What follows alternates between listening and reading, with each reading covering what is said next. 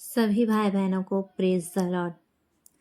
भाई और बहनों, क्या आपने कभी सोचा है कि जब हम परमेश्वर पर भरोसा करते हैं तब ही मुश्किलें क्यों बढ़ जाती है।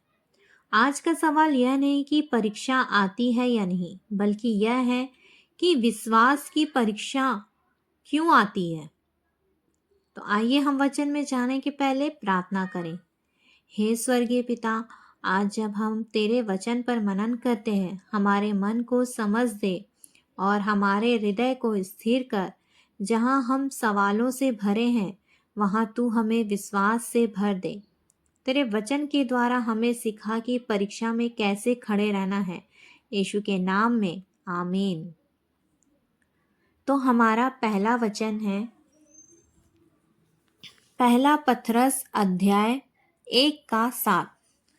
इसमें लिखा है, और यह इसलिए है कि तुम्हारा परखा हुआ विश्वास, जो आग से ताए हुए नाशवान सोते से भी कहीं अधिक बहुमूल्य है, यीशु मसीह के प्रकट होने पर प्रशंसा और महिमा और आदर का कारण ठहरे। इस वचन का मतलब है, परमेश्वर परीक्षा इसलिए नहीं देता कि वह हमें गिरते देखे, बल्कि इसलिए देता है कि वह हमारे भीतर के विश्वास को प्रकट करे। सोना आग में डाला जाता है ताकि उसकी शुद्धता दिखाई दे। वैसे ही विश्वास परीक्षा में कमजोर नहीं, सच्चा बनता है। जो विश्वास परीक्षा से नहीं गुजरा, वह गहराई तक नहीं पहुंचता। दूसरा वचन है याकूब अध्याय 1:2-4 तक पढ़ेंगे। हे मेरे भाइयों, जब तुम नाना प्रकार की परीक्षाओं में पढ़ो तो इसको पूरे आनंद की बात समझो, यह जानकर कि तुम्हारे विश्वास परखे जाने से धीरज उत्पन्न होता है। पर धीरज को अपना पूरा काम करने दो, कि तुम पूरे और सिद्ध हो जाओ और तुम में से किसी बात की घटी ना रहे। इस वचन का मतलब है, परीक्षा हमारे जीवन की गति को धीमा करती है ताकि हमारा चरित्र गहरा हो। बिना परीक्षा के हम केवल सुनने वाले होते हैं, पर परीक्षा में हम जीने वाले बनते हैं। परीक्षा विश्वास को बचपन से परिपक्वता की ओर ले जाती है।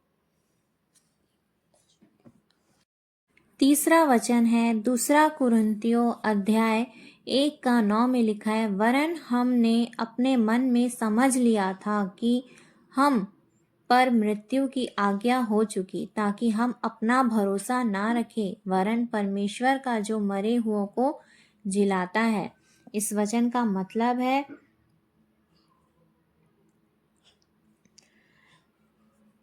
जब सब कुछ हमारे नियंत्रण में होता है तो हम प्रार्थना कम करते हैं, लेकिन जब परीक्षा आती है तो हम सीखते हैं, मैं नहीं, प्रभु बोल के। परीक्षा हमें घुटनों पर लाती है और वहीं से परमेश्वर हमें उठाता है। जो परीक्षा हमें तोड़ती दिखती है, वही हमें परमेश्वर के ओर निकट लाती है। चौथा वचन है पहला कुरिन्थियों अध्याय 10:13 में लिखा है, हम तो सीमा से बाहर घमंड कदापि ना करेंगे, परंतु उसी सीमा तक जो परमेश्वर ने हमारे लिए ठहरा दी है, और उसमें तुम भी आ गए हो, और उसी के अनुसार घमंड भी करेंगे। इस वचन का मतलब है, परमेश्वर कभी ऐसी परीक्षा नहीं देता जिससे निकलने का मार्ग ना हो। वह परीक्षा देता है, पर साथ ही निकास का द्वार भी खोल देता है। आप अकेले नहीं लड़ रहे, परमेश्वर आपके साथ खड़ा है।